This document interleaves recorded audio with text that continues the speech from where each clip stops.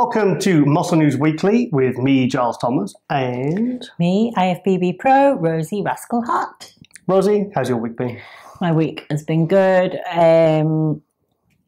Just busy with training, and then the other day I had like a audition kind of interview thing for an acting course, which I am on. I've been accepted on, and I start next week. So, because I did acting at university and college, so I've not done anything since about 2005.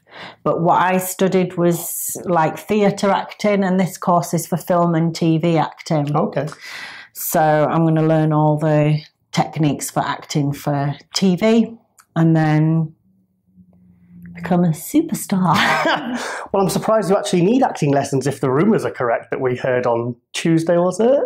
What's this for? The rumours. The room? Oh, God. Right. Sorry, I totally forgot about that. You introduce it and I'll expand on what we heard. You came home and told me. Yeah, so... without going into too much graphic detail. Right, okay. So I went to go and see my friend the other day, and halfway through our sort of meet-up, she was like, okay, Rosie, I've got to ask you this. It's true. She said, because some rumour had been going around the gym that a guy had seen me in a porno. Like I said, not too much detail, please, dear. Me in a porno with Giles in the room, along with some other lucky... There was more than two people in this room. and like my friend actually believed it, and she'd been Googling to try and find it. No! And I was like, no, it's not me, and it's not true. I was supposedly in a tiger costume. Yeah, Giles was supposed to be in a tiger costume, just sort of like walking, prowling around the room. Yeah, watching. Yeah, so that was an unusual, but I'm just so surprised my friend actually thought. I know. I mean, I'll be honest, I went absolutely crazy. For the first hour, I was literally out the back, sharpening my axe, literally having very, very dark thoughts. And then all of a sudden, I visualized myself in a tiger costume in a scenario like that, and I just burst into laughter, and I just thought, do you know what, we've got to talk about this on the show. Yeah. That is too good to miss that one. I mean, I don't know. The thing is as well, like, you know, I've kind of hinted towards the fact that in my 20s, I went through some pretty wild phases, but I was like, yeah, that definitely. But the funny thing was, when she asked me about it, you know, because like if you are someone that's had quite a wild past, for a minute, just for like a millisecond, I just thought, was it me? You know. Well, no, I'm pretty sure I didn't actually think. Did we know? Did we? Pretty sure we didn't. We didn't. No. But there was definitely other people involved. Anyway. So that was a bit. That was a bit of an ordeal. But I just thought you've got to make a. But actually, in the interest of transparency, I think we should show our sex tape. Okay, let's go to that now. Get it out in the open. Let's get it out in the open. We've got nothing to hide. I think it's best that we get these things out before they leak to the press. So check this out.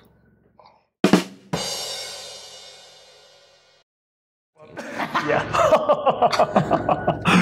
I've been waiting 2 years to use that one. So I'm feeling really pleased with myself, Rosie. Yeah.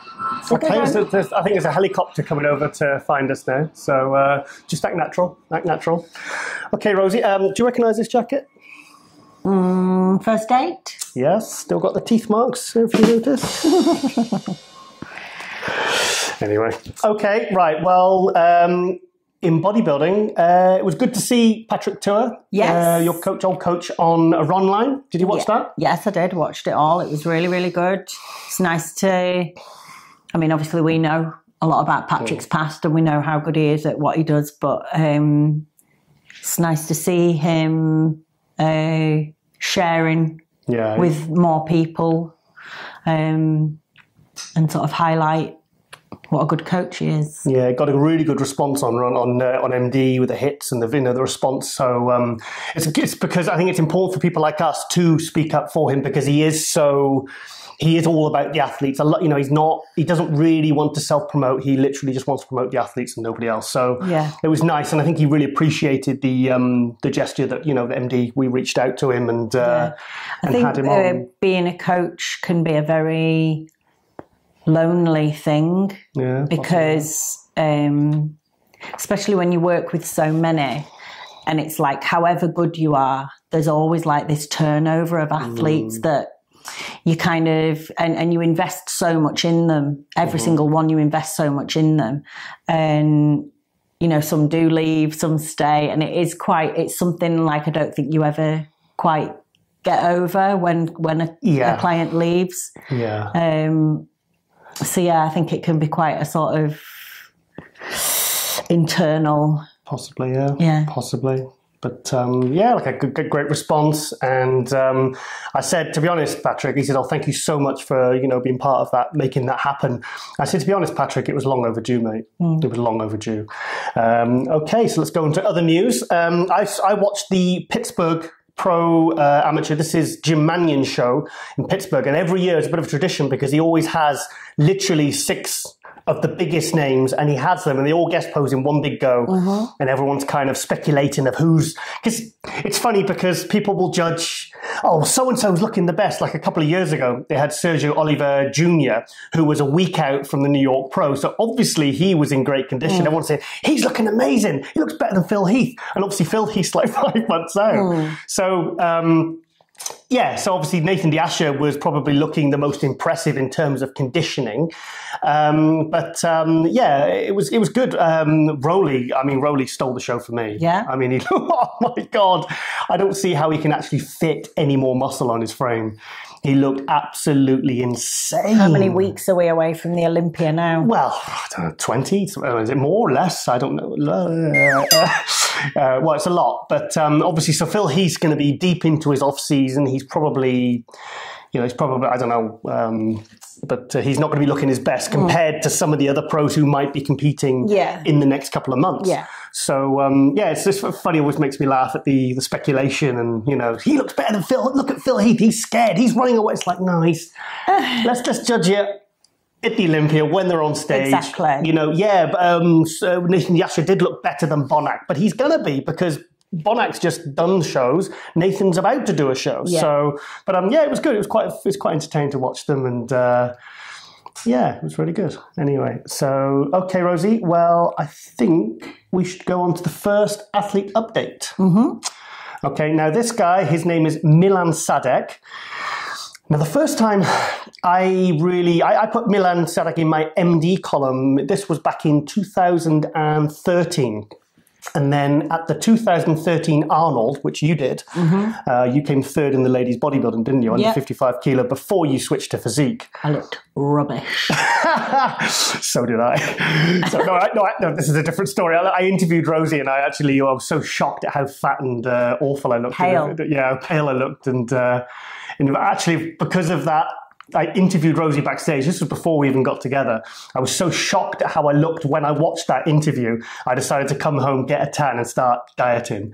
So, and then several months later, pulled a bird. Anyway, I digress. What was I talking about? Milan. Yes, so anyway, so backstage I was going around with the microphone and I was interviewing some of the notables. And Milan was someone I'd had my eye on for a while. He was only 24 years old at the time, and he was coming in as one of the favourites for the heavyweights in the amateur. He's from the Czech Republic. And I did an interview. Me and Ron Harris interviewed him, and I think I blurted out the F word when he showed us his legs, and it was really funny actually. But he was always very grateful for the publicity I gave to him, and I've been watching him as he's kind of risen. And last year, because he's actually quite tall for a 212. I think he's more like 5'7", 5'8", I think, which is very tall for a 212, and he really struggled to make it down to 212 last year. But he won his first pro show, the Charlottesville, which Nicholas Vulud, I can't say his name, sorry. Vulud. I heard Patrick say it on the run line, and now I've forgotten. Nicholas V. He came third. Nicholas came third to Craig Richardson was second, and so he won the Charlotte's Pro, and he won in a very good lineup. Okay. He then went on to play sixth at the Olympia, which was absolutely incredible. I thought he was one of three potentials, him, Ricardo Correa, and Sean Clarida, that would be one of the guys to squeeze into the top six, and that one was Milan. So let's go to an update from Milan now. Okay, cool. And let's see what he's got to say for all of us at MD. Check it out. Hello guys, thank you for the opportunity to present myself. My name is Milan Čádek. I'm 29 years old bodybuilder from Czech Republic. I'm supported by the Amix Nutrition, Nebia, Crusher, Dragon Nutraceutical, and a Czech chicken meat factory, Klatovy. But let's talk more about my bodybuilding life. So maybe you noticed me the previous year, 2017, in a 212 category at the Charlotte Pro, which I won and got the qualification for the Olympia in Las Vegas. 1 month after that, I got third place at the New York Pro, also in the 212. And finally at the Olympia stage, I finished sixth, which was a great achievement for me. And now I decided to move to the open category because honestly, I was the tallest man on the stage, so I need to gain some size and keep improving, because there was no option for me to get better, because it was really hard to me to get in the 212 limit, and I always burned some muscle. So this year I'm gonna do New York Pro in open, and 1 week after that you can see me at the California Pro. So that's the two shows I have planned for this year, and after that probably I will have some break to to gain the size and be bigger on the stage, because this wheel I definitely won't be the biggest one. But I still want to keep my symmetry, my condition and separation I had in the 212. Just I will do my best in the less than 2 weeks. So you can follow me on Instagram, and just that's all you need to know. I'm doing the best as anyone else. Thank you.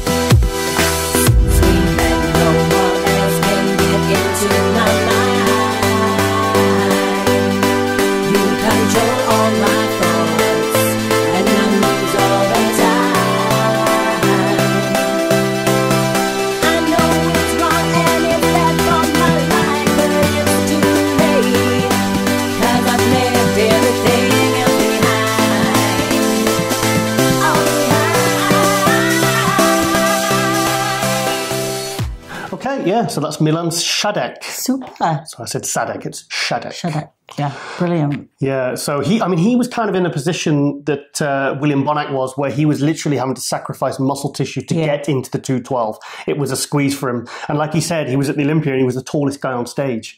So really, he probably only had that 1 year where he could make an impact as a 212. And he did. He won a pro show. He then took third at the New York Pro in the 212. And then he went on and placed sixth at the Olympia. So, he's got the judges' notice. He's made an impact. But he's one of these guys that's got this physique that he's got such clean lines, top to toe, every angle. Like there's no outstanding body part, because every body part's good. It all kind of flows and fits. So here's a guy, I think he's going into the New York Pro now this year as an open. And then, like you said in the video there, he's going to be doing the Cali Pro a week after, where he's going to go up against Luxando, Sassan Herati, Gerald, and you'll probably have some of the guys from the New York Pro. Maybe, I don't know, maybe Nathan D'Asher or Juan Morel might jump in as well. So it's going to be a pretty stacked show. Brilliant. So, but I've seen some photos, and he's not like banged on 30 pounds, and he's not ruined his physique. He looks kind of how he did, as complete as he did as a 212, but probably a good 10, 15 pounds heavier. Sorry, you're keeping up. Sorry, I told you I can't help yawning. Anyway, so so there's a physique that I'm quite excited. The thing is, this New York Pro is absolutely stacked. Yeah. He's going to really find this tough. I mean, Sounds like a really good one. Yeah, if he can make top 6 to 8, I mean, people are predicting that's going to be a real... But the thing is, it also gives him an opportunity to maybe take one of the bigger names out. So maybe it is a better idea for him to go to these kinds of shows. Because, if one of these, the bigger names, I don't want to mention them, but comes in off, then there's an opportunity for him to make... better for him to do that than go and win some small show where maybe the names aren't there. So more credibility by doing a show like this. So so I'm really impressed. I'm really excited about what he's going to do. And like I said, he's only 29, so and he's already got pro wins under his belt. He's very conditioned, very complete, and I'm really excited to see how he's going to do this year. I like his Wolverine beard. You like his Wolverine beard? Yeah, it does look pretty cool, actually. I wonder if he'll shave that off for the show. Do you think he'll come on stage? I think he should grow it. Do you think he'll come on stage with the claws? What do you think? No. Shredded. Yeah. Okay. Well, the next athlete update is... Actually, it's not an athlete update. It's just a kind of review of Rafael Brandao. Now, do you remember Rafael from the San Marino? Yeah.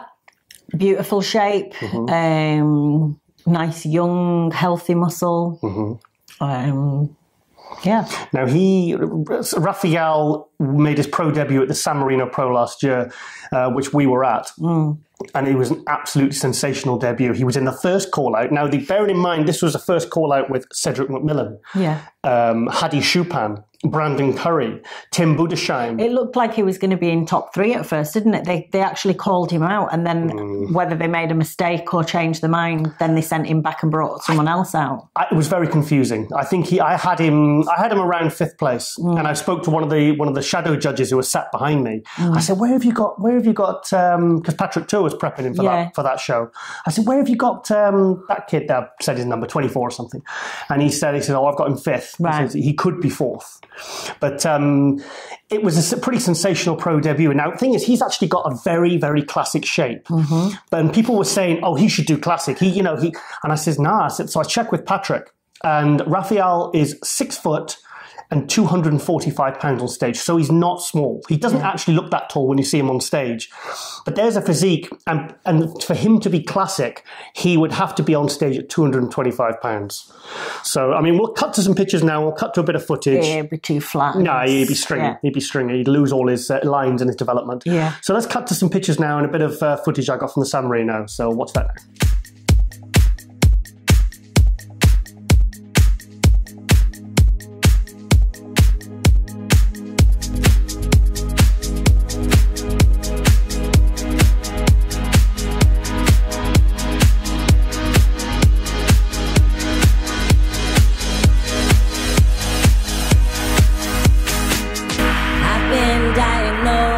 Sugar-coated crazy, and everybody knows that you can save me, 'cause I like it, and I'm losing control, and I've half lost my soul, and I'm living in this limbo.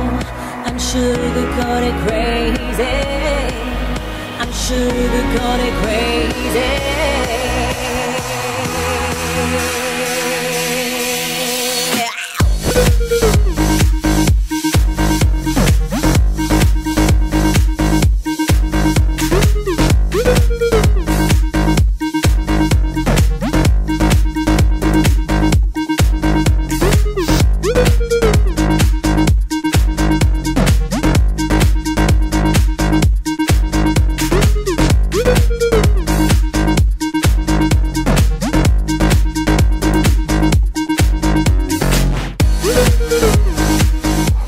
Yes, so that's Rafael. I did actually. Do you remember when I did the interview? Oh God! We were, in fairness, in our defence, we had a lot to do that day. Yeah, it was crazy. We were doing stage video, play-by-play, photos with our phones, and we're doing interviews, pap shots, all between the two of us. And I did an interview with him and Patrick afterwards, because he doesn't really speak English, and Patrick can translate, because Patrick speaks, 6-7 languages. Yeah. So I did a full interview, Rosie filmed it. And then I realised that afterwards I'd forgotten to plug the microphone in. Oh, so sorry, I thought you meant the time when you were shouting. We thought, oh God, yeah, we were shouting, Raphael, and we got the wrong person. So there was we were shouting a guy and telling him to stay because we needed to interview him, and he was just walking off, and we were following him, going, "Come on, stay!" And it was the wrong person. That was a bit embarrassing. It was hilarious. But it was funny because I had all the cameras set up backstage, and I said, "Look, there he is, find him." We thought he was just being a diva and didn't want interviewing. I said, "Look, come over here, interview, yeah, for Patrick, yeah, what interview? 5 minutes, yeah, come right here, don't go anywhere." And he just wanders off, and I was like, "How rude." How and then Patrick came round the corner with the real Raphael. And then he walks on stage he was a classic competitor. Yeah. It was named Ahmed or something. Yeah, that was funny. Yeah, that was an interesting one. Anyway, I digress. So Raphael is doing the New York Pro. Mm-hmm. So he's got a show coming up now. Sounded like a little duck. Maybe you shouldn't say this, but it's he's no longer with Patrick. Yeah.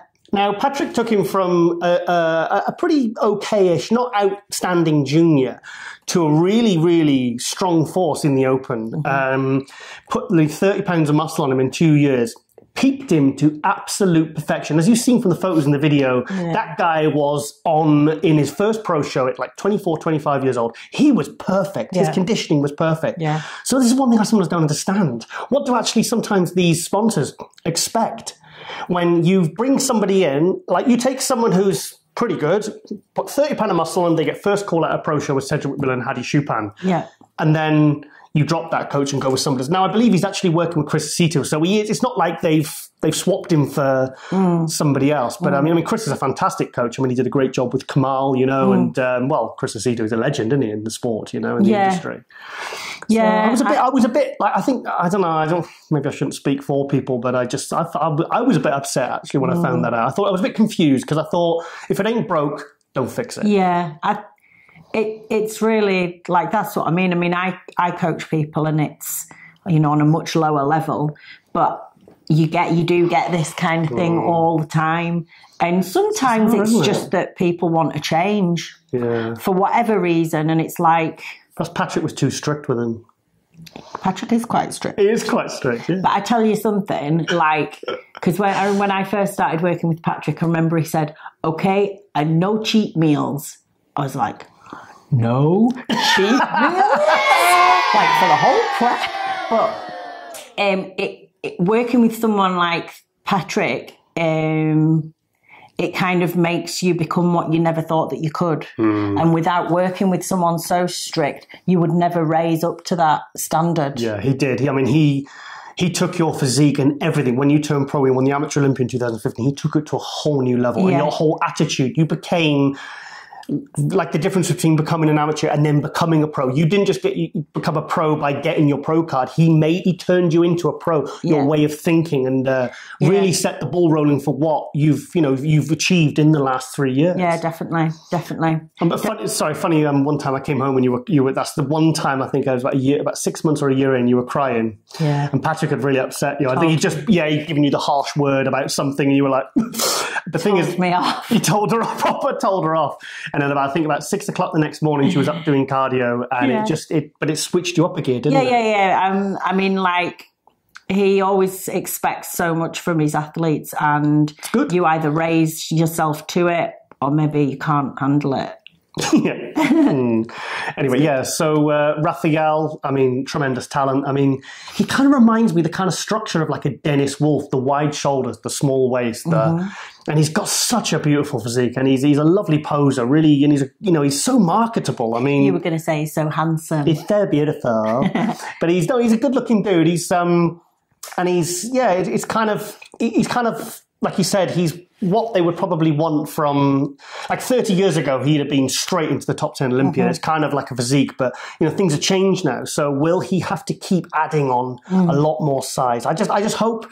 I'm sure Chris has got it, but I'm sure they won't rush him. But he just needs to work nice and stay. He doesn't need to put another 30 pound on in the next 2 years. He just needs to, because that structure and the lines and the physique he's got, I believe, is something they are looking for in the Open. Otherwise, they wouldn't have brought the Classic in. The thing that I will be looking for is if he puts size on, but also whether he ages 10 years. Yeah. Do you know what I mean? You see these young athletes and they're improving and they're putting size on, but they look so old. Yeah, but you know what causes that. And that's what I'm saying. That's what I'd be looking for. If he could put the size on and retain all of the good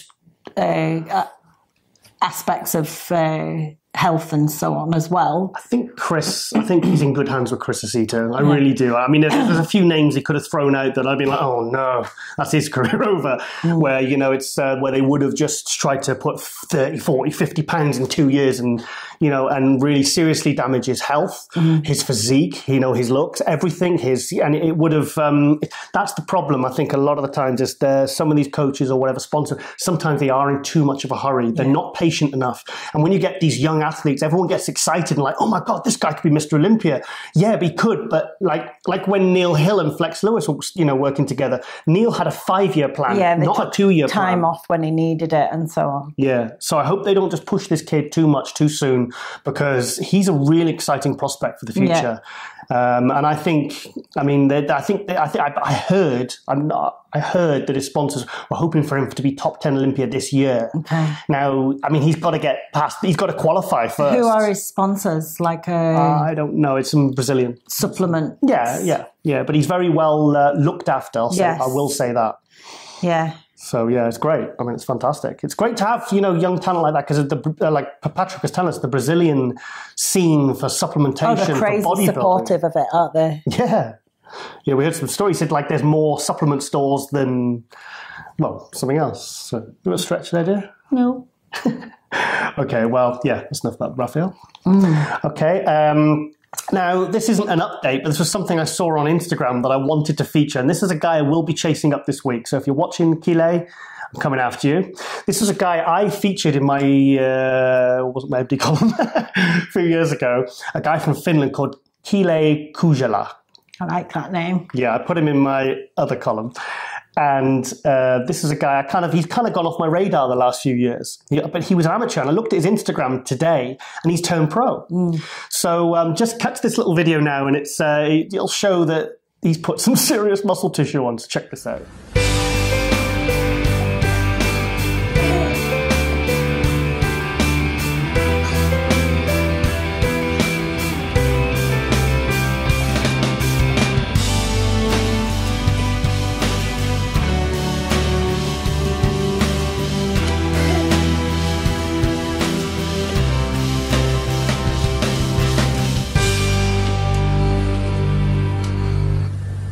Yes, so that's Kile. Amazing. You've met Kile? Yeah, at the airport. Yeah, Columbus Airport. We were coming back because I think Rami thought we were following him, because we were following him through. Well, we weren't following him. Were though, weren't we? Kind of were still. I was filming him through the security like that, and you could see him looking. He was going, "Oh no, those guys again."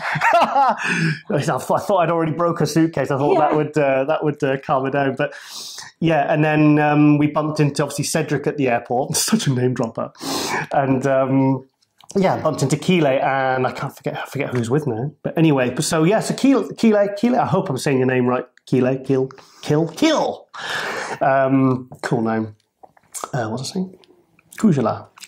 I don't know, babes. Anyway, so I'm going to be chasing this guy up because this is one of Mauro Sassi, another top European coach, someone I've had a lot of contact with over the years, who's a good source of, works with a lot of different clients. He's kind of like Patrick, very well respected in Europe. And I want to find out what pro show he's doing, because he's managed to really keep his structure nice. As you can see in that video, he's still kept his nice small waist. Imagine growing up with a dad looking like that. The kid's like, you would think that your dad was Superman, wouldn't you? Yeah, it's very cool. My dad's bigger than your dad. Yeah. Oh shit. Oh shit, he is. Up at the school game. Okay. Yeah. So also on another note, really good response on the Peter McGough video last week. Yeah, cool. Yeah, it went down really well. It was nice to see, and I think, especially talking about cancer awareness and guy colonoscopy. He made a big joke about it. Say again. Colonoscopy. Colonoscopy. Camera up your Say arse. again. He's he's trying to raise awareness, and thinks it's important to if you're over 40, if you haven't had one, get one. You're over 40 now. I'm not over 40. I'm nowhere near 40, dear. Okay. Yes, so that was a good response on that one anyway. So it's nice to keep updates from other people in the industry as well. People, because thing is with me, I don't just follow the bodybuilders, and I don't, when I was a teenager and I had posters of Sean Ray and Kevin Navarone and Lee Haney, all those guys on my walls. It was, I've also looked up to the writers, the photographers, the Robert Kennedys, the Joe Weeders, the Steve Blackmans, the Ron Harris, the Greg Merritts, the Kevin Hortons, the photographers, the writers, the publishers. And it's funny because I've managed to work with them all and had some really good experiences, and it's fantastic. So I remember working with Kevin Horton on a few jobs with Muscle Mag actually back in 2010, 2009. And it's funny seeing photos by Kevin Horton and then an article by Giles Thomas. It's quite a buzz. It was definitely what I consider to be a personal satisfactory achievement. Good. Yeah, anyway. Okay, now I'm going to talk about, again, like I've been saying, someone that isn't actually an athlete, but someone that we've worked together with a few times, Lee Page. Yeah, Lee is a Brit, and he does video making. And does he do photography too? It's just video. Yeah, I think videography. It's just video, yeah. Very good. Very good. And we worked with him quite a lot in 2014, 2015. 2015, yeah. When we were working with Ronnie Coleman and the RCSS range. So we had Lee follow us around at Body Power, and he would put together videos of us training together, training with Ronnie. Cool. And work on the stand, and he's just a really cool guy. He's easy to work with, and just does really good quality work. Well, I mean, I haven't lost contact with Lee in the last couple of years since I left RCSS, but I have, he's on my social media and I do follow him. And this guy has really raised his game. I mean, his videos that he did for us at the Body Power Expo and the gyms we were training with Ronnie, like Rosie said, were absolutely fantastic. But he keeps saying to me, Giles, my work has seriously improved. Now, recently, actually, why don't we just go to the intro? Okay. Let's go to the intro and you can hear from Lee himself. Hi guys, Lee Page here from Envigor Media. I am an award-winning filmmaker, also got quite a good reputation in the fitness industry and fashion. I've been shooting in fitness and fashion for about 6 years now, worked with some of the leading brands, Ronnie Coleman Supplements, Cymex, USA and Grenade. I've worked with some of the top name athletes. Had the pleasure of meeting Giles and Rosie a few years ago, and we've worked on many collaborations since then. We've also got some talks for future projects, but don't want to say too much about that, so I'll let Giles and Rosie talk about that when the time's right. So yeah, my latest project, The Seventh Day, was a multiple award-winning series, turned into a short film where I picked up a Best Director award. So here's a trailer, and if you like it, go check it out.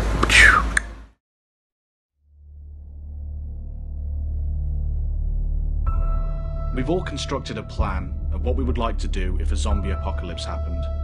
The places you'd go to be safe, the people you'd have in your group to help you survive, the weapons you'd pick. We all have that plan and think it's foolproof. But trust me, in reality, it doesn't work out that way. We'd found this place to be safe and comfortable, but no. Like I said, in reality your plans never work out the way you imagine. I just hope we all make it back alive. Taken to decontamination. Just keep replaying the image over and over in my head. We're not infected! We're here to seek refuge! You know his rules. Get supplies or get locked out. But you are here. Alive. I want nothing left alive! Get out! So yeah, This is my post-apocalyptic experience.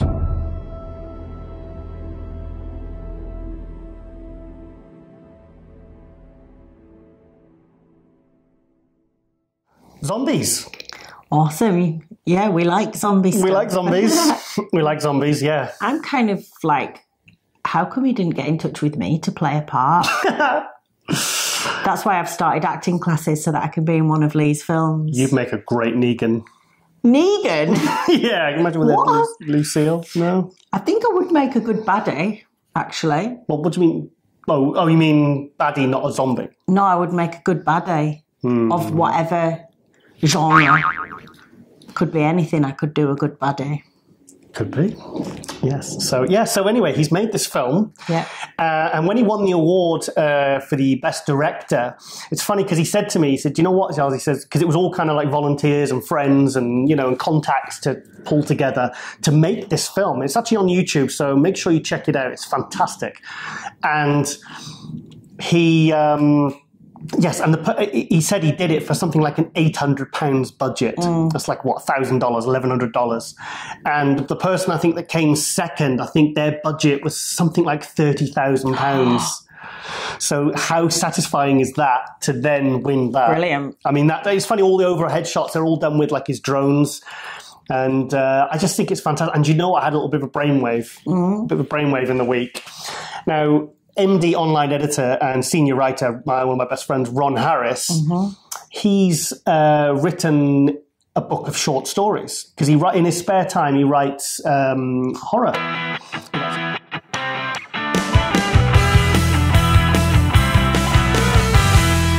I think he's done a screenplay.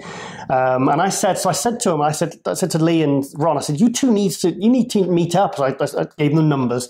I said, why don't you turn one of his short stories into a short film? Yeah. How cool would that be? Yeah. Imagine if Ron and Lee Page came together and had like one of his stories he's written in his spare time and it gets made into a film. So I think that's a collaboration I'd really love to see. I think that would be very cool. And maybe you could play a zombie or a... yeah, zombie or goodie. Zombie. Why not play both? Because you just get loads, Okay. Yeah, that'd be cool. I could see you as a... Or we could do zombie when I'm dieted and film the other character when I'm off season, and then my face will look so different. Yes. Wouldn't need a lot of acting for that. So anyway, that's fantastic. And Lee's actually, he alluded to that in his video that he'll be doing some stuff for us with your Rosie Rascal supplement range, which actually this show is brought to you, isn't it, Rosie? Yes, by the Rosie Rascal supplement range. And we may as well jump a thing. So yeah, because we're going to be ready to launch in about 2 weeks with the first product. Finally. Yeah, and we get all the big first batch through. Mm-hmm. So I'm so excited to see what it looks like in all the packaging and everything. So, well, the packaging's made. It's printed now. Yeah, it's gone from one country to another country, and then it's gone to the manufacturers and the printers, but that's all ready. And we're going down to meet our business partner on Thursday, aren't we? At the hotel at Body Power. Yeah. So we're going to go down there Thursday. So that's really exciting. We're going to get our little plan of action for the first stage up and running. And the second product, the first product will be the Amino Spark, won't it, Rosie? And then shortly afterwards, we'll have the second product. And then we really need to get cracking on finally deciding that formula for the third product. Yeah. It's all in there. It's all in there. It's just like whirling round. Get your crayons out. No, but it's going to be good, isn't it? It's really good. The product, I mean, that cola cubes, God. I think I'd be more like, I'm the kind of person that I have to be... Everything has to be in front of me to really feel the excitement. Yeah. And the same with like when I compete, I'm not excited until I get on stage.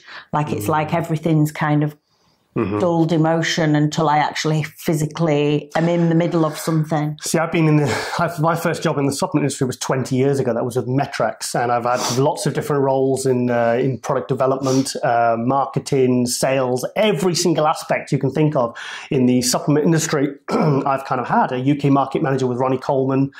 Worked with lots of different countries, and I've designed probably 3 supplement ranges, lots of different products, and it's been so I know exactly how exciting it's going to be when you get that product. Yeah. It is going to be really good. It's going to, I mean, there was such a teaser when we got those sample tabs at Christmas, like 5 months ago. Yes. And then I ran out and I was like, oh no, I've got used to having this product now. So yeah, we'll be talking more about that when we get the product. So we should have our new backdrop and we'll be ready to go and exciting new beginnings. Yes. And get on the road, get promoting it and get everywhere. And it's going to be good. Get the car all done up and yeah, it's good. It's really good. Exciting. Anyway, okay, now Rosie, your section. Yeah, I just was thinking the other day, because I go every week to York to go and get my massage done at Active Care, and I get my chiropractic treatment too. And we did a little work on a muscle that I've not heard them mention before, and it was called the platysma. And it's the sort of sheath of muscle that goes all the way over the chin and the jaw and down into the collarbone. Okay. And it's kind of like, because for bodybuilders, every time we lift, you tense like this. So this is a real area that you get a lot of tightness. And obviously, if you get tightness around your neck and your throat, it can cause like breathing problems. Also, it's going to bring your chin in like this so that your posture is not right in the right alignment. So you probably get a lot of tension up the back of the neck and into the head. So headaches as well. So yeah, it just got me thinking about some of the areas that bodybuilders should specifically get worked on. Excuse me. And actually my next article for MD, I think it'll be the July issue. This is in your recent new MD column? Yeah, in my new MD column, I'm going to go into much more detail about this and go into some of the stretches and some of the areas that I think are I mean, everybody's so different, but I think in general, bodybuilders have to kind of work on these same areas. So this area, the platysma, if you've never got that worked on before, I would really recommend to get your sports therapist to do a bit of tissue release work there. And you could also do some stretching with your head off the end of a bench or table, whatever. Is that what you're doing in there? That's what I do every night. I'm trying to watch TV and she's like on the table. Just get on the table and lie on, and you can hold, if you pull on the skin here on the chest and then let your head go back, it releases the fascia. I thought you'd been flirtatious. No.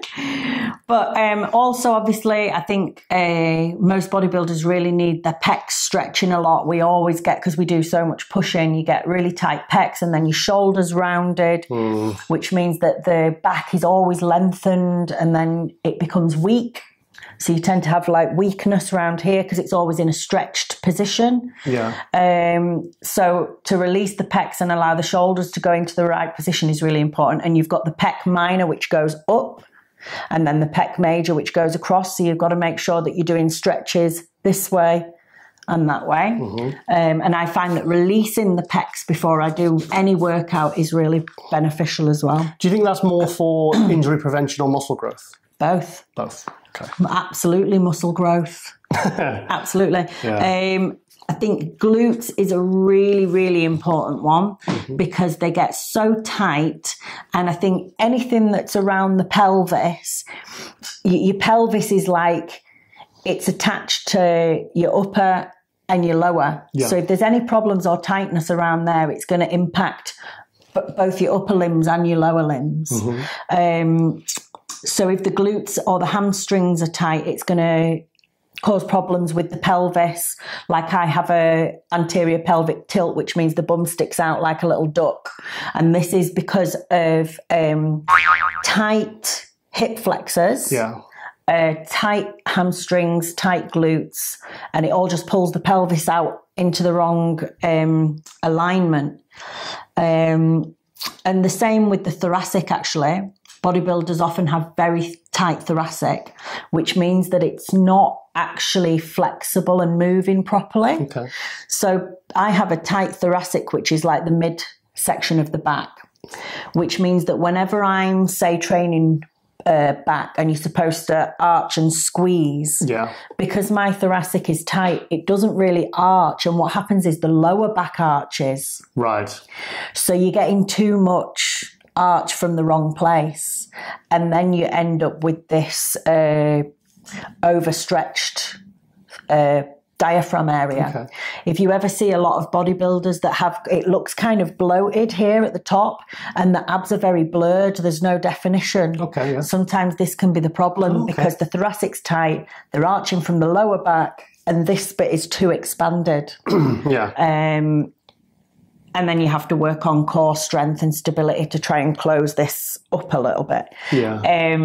Another one that I've started getting worked on. Oh, and also the thoracic, you can have problems with breathing. Right. If your thoracic is tight, you find that you can't take a deep breath and you feel really breathless and short of breath. That could probably start a panic attack, couldn't Absolutely. This is what happened to me a few years ago, actually. I had tightness in my thoracic and I pulled a muscle and it gave me panic attacks because it was like really an awful feeling. It was like a tightness. It spreads, doesn't it? But I have my little thoracic because then you can roll on it and this bit has a gap so it doesn't go on your spine. So this is amazing for your thoracic. It really releases it very well. But another muscle to get released by your therapist is your sartorius, which is the thin bit of muscle that runs down your quad. You know, the quad rod? Yep, the thigh rod. Yeah, and actually something quite amazing that I had done before my last show. I went to my chiropractor, Phil, down at Active Care, and he looks at all of my poses.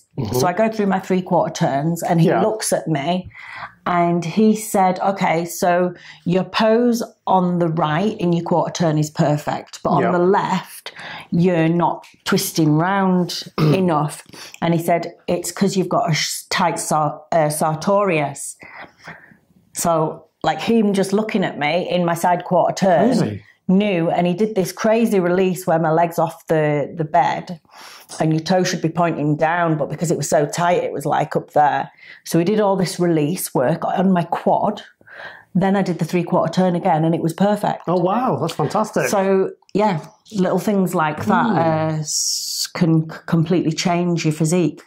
So I think it's really important to get someone who's really, really good because you can spend a lot of money on people that can do a massage, but they're not so specialised in like bodybuilders and they're not so specialised in like the actual function of the body. And like, I just love my guys. They're the drive to York, isn't it? Which is like, what, an hour each way? Or? I do. It's like about an hour and 15 minutes there. Just to get a massage? Then I spend about an hour and 45 getting treatment, and then I spend an hour and 15 coming back. It's like almost like a full day, isn't it? Yeah, I'm not interested in paying anyone else, really. Yeah, well, it's worth it. It's definitely worth it. Yeah. Okay. Well, and that's that.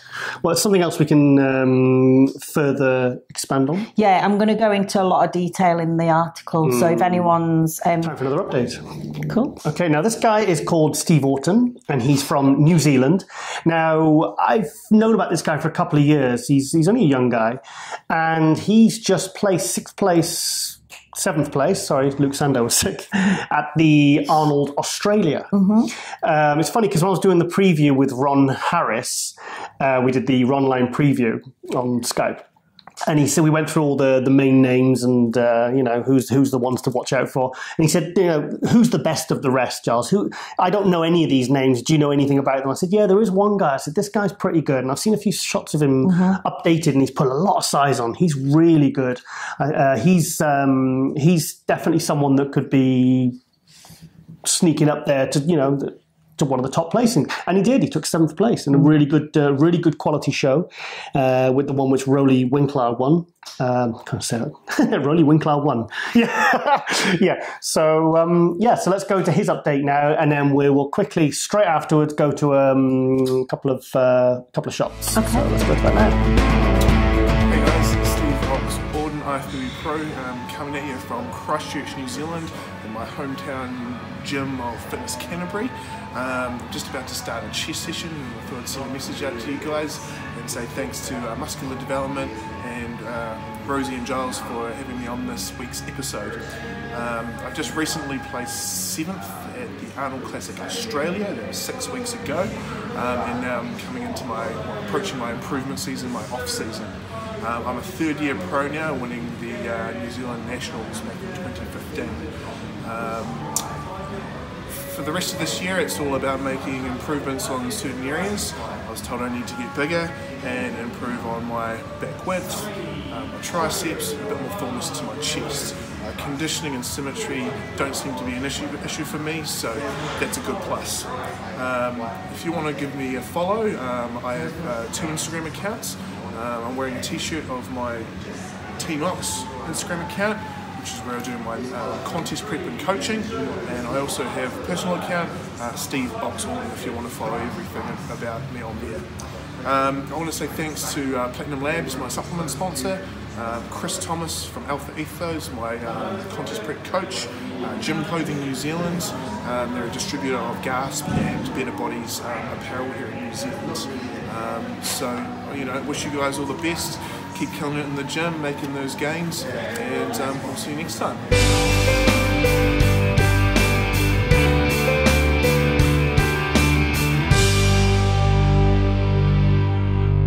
Yeah, so big thanks to Steve there. Thank you. Sending us in. I told him to keep me updated.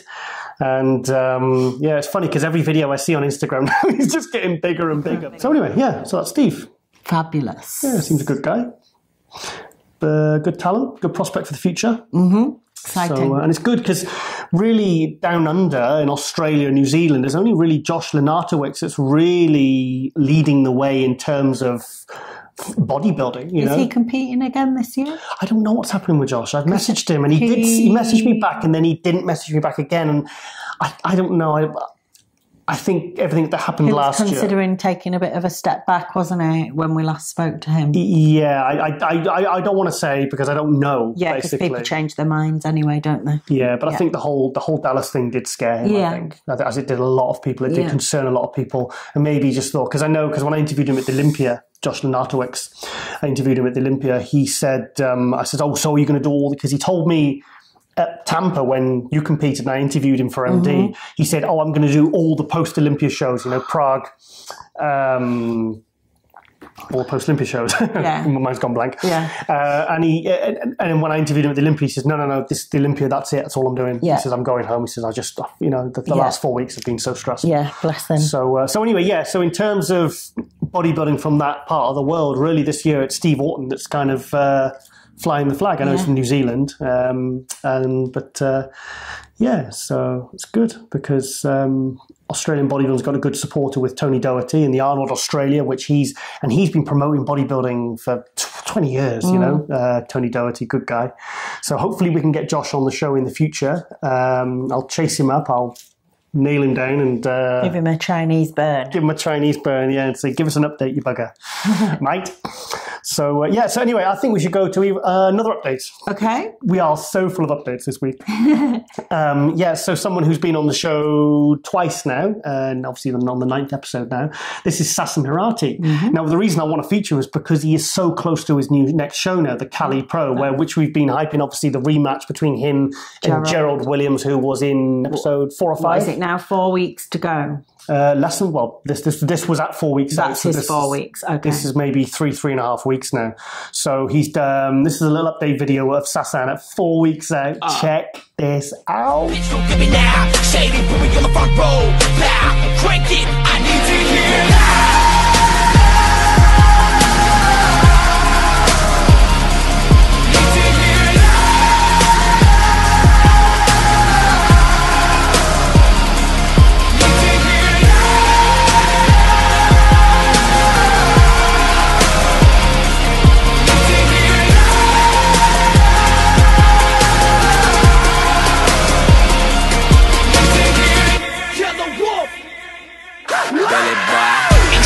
Girlfriends, that band's got a girlfriend, that ride got a cold blood.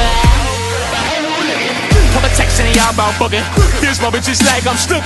Motherfucker in the function. I'm a motherfucking right now. Jewelry always light up like a motherfucking cop car. I go and make it for my mama. How's that for conditioner 4 weeks out? Crazy. I remember when you showed me when he first sent it over, and the first thing that came to mind was Branch Warren. Yes. Like that kind of condition and the look of the skin. Like he's really looks freaky as hell. Honestly, I've been saying this several times now in the show and online. I think this is going to be Sassan's year. I think this is going to be his breakout year, because last year he took 5th at New York Pro. Some people said he should have won it. I mean, in his first pro show, took 2nd at the Cali Pro behind Gerald Williams, and then that was it for the year. And now he's just been working so hard, isn't he, to kind of really make an impact this year. But the thing is, with Sassan, he's complete. He is. He's really good. I want to know what Sassan feels like in his head. Like, because because he's a very kind of calm person, isn't he? And he's he just always seems to have this sort of calmness about him. I wonder if he feels calm. Maybe it's all hard training. It gets it all out of him. Yeah. Or whether sometimes he does have like high cortisol moments. I know that sounds strange, but he seems to have a very... because, you know, like, it's a bit like Jay Cutler. Jay Cutler was always very kind of, like, chilled. And I'm always interested whether on the outside or what they feel like on the inside. Because everyone has stress. Yeah. I suppose staying organised in your life and have... I mean, he seems to have a really calm family life. Yeah. And he's big dog he's got, and he seems always, he seems very happy with life and very contented, and because it's important for the gains. It is important for the gains. It's very important for the gains. So it's like moving out here where we're now. I mean, we're just. I mean, the view we've got here is absolutely stunning. The weather today is 25 degrees today or something. Yes. Yes. Okay. So that's moving on. Yes. Okay. Well, I think I want to give Nicholas V. Yeah. Her name's coming up now. Big V. Yeah, I've got to keep coming with his updates, because this kid every week is shocking the hell out of me. I'm just always like, how the hell does someone start a prep looking like that? Like, it's so insane. I mean, he's down to, well, in these photos now, he's down to Patrick said 230. On Nicholas's Instagram, it said 232 pounds. So he's coming down steadily, because someone laughed at me on I think it was Instagram, says he is not making 212. And he's coming down nice and steadily, and he's I don't think, and because he's getting leaner, he's not shrinking. He looks like he's getting bigger. The muscles looking fuller, freakier, and he's just, I mean, I can't think of anyone I've seen with this kind of thickness. But the thing is also, he's got that aesthetics as well. Like when he does that front double bicep, he's got a lovely tapered waist. It's not... The thing is as well, like when you are... The waist isn't blown out. When you are so thickly muscled, when you're training in the gym, you've sweated, your muscles full, you're not so holding so much water because you're in the middle of your workout. It could look in pictures and videos like there's no fat to come off, do you know, because you're so thickly muscled. Yeah. But obviously there is fat. If you grabbed his lower back or something, there might be. It probably feels a lot thicker than it looks. So he's not going to lose muscle to make 212. He's actually got body fat to lose. Yeah. So anyway, we're talking about these photos. I think we need to show them. Check this out.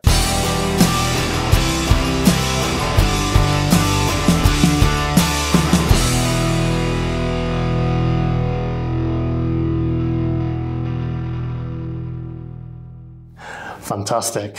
And I had a thought.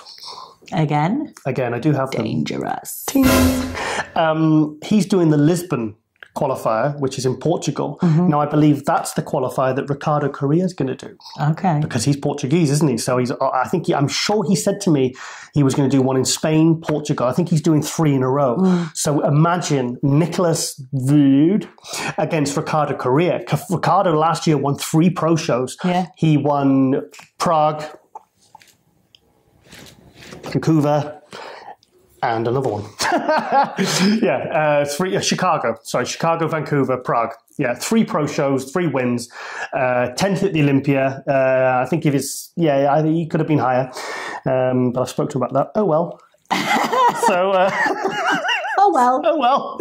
Yeah. So that's going to be a hell of a battle. I think maybe we should head over that one, because I want to see those two. Because that is, I mean, just those two alone is worth going to see. Yeah. Maybe make a long weekend of it in Portugal. You know. So have some. I don't want to say sangria, because that's not Portuguese, is it? Some Portuguese chicken, Nando's. That's Portuguese. What's that ricey stuff that you eat? No, that's... Oh, God, no. I'm going to sound really ignorant here. So, moving on.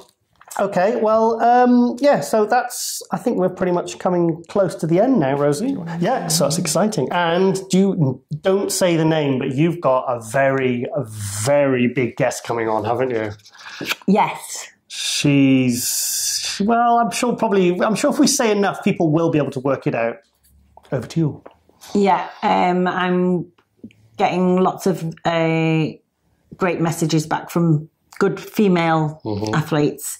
We want to promote and share the competition preparations of all the great women physique athletes, the figure girls. There's 3 you've got on the hook, haven't you, that have promised to send in some updates, and you've sent stuff too, haven't you? 3 that I'm really, really looking forward to having on and hearing more from them. And yeah, I think people will be really happy to hear from them.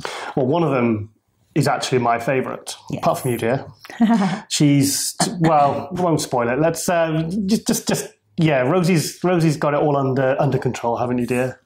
Yeah, so I'm really super excited for you to be getting all these, and appreciate you reaching out to all these amazing ladies in the industry, because... See, even just fluttering my eyelashes works for the girls too. I try it, but I just get nothing back. So anyway, so yeah, Rosie, so what are you going to do? What are you up to now the rest of the weekend? Well, bank holiday over here in the UK. Bank holiday, my mum's over to visit, so I'm going to take her out for a drink whilst you slave away in the...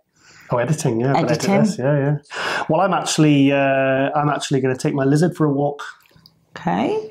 I've got a little bit of footage from it from the other day, actually. Do you want to see it? Yes, please.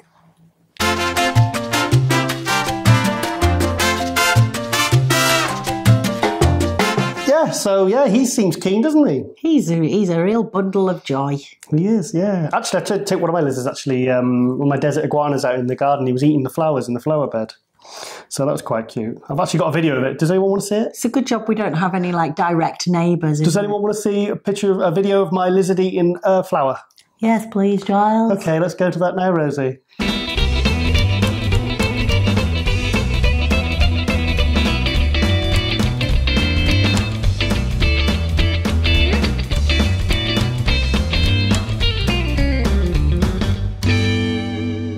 Yeah, so that's my boy. That's in fact, I can't tell the difference now because I've got 2 desert iguanas called Bane and Biz, and I can't actually tell because Bane was bigger than Biz.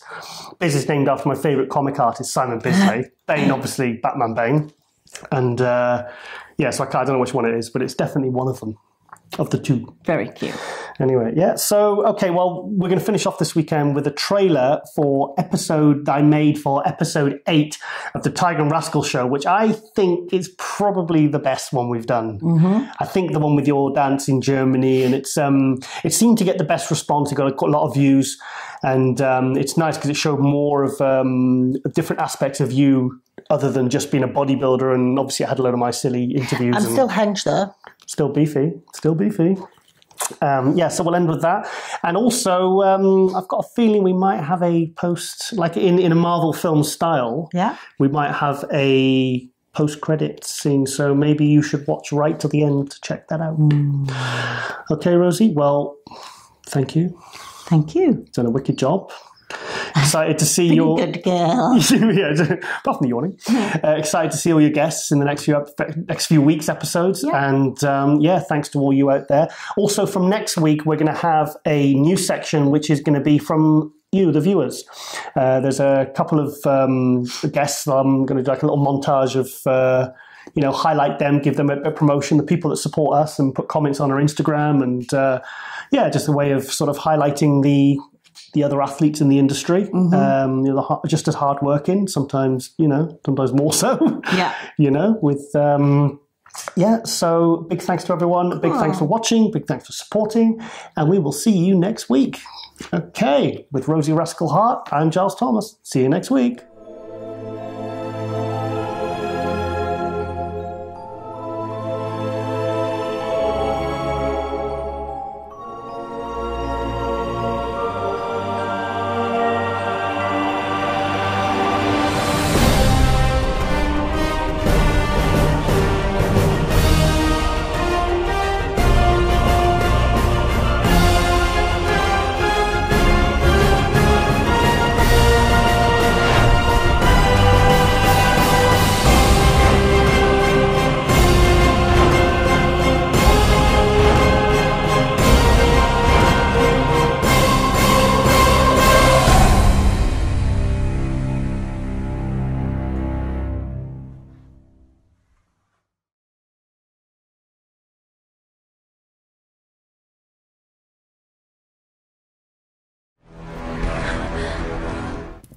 It's okay. Giles sent me to save you. I figured. The cape?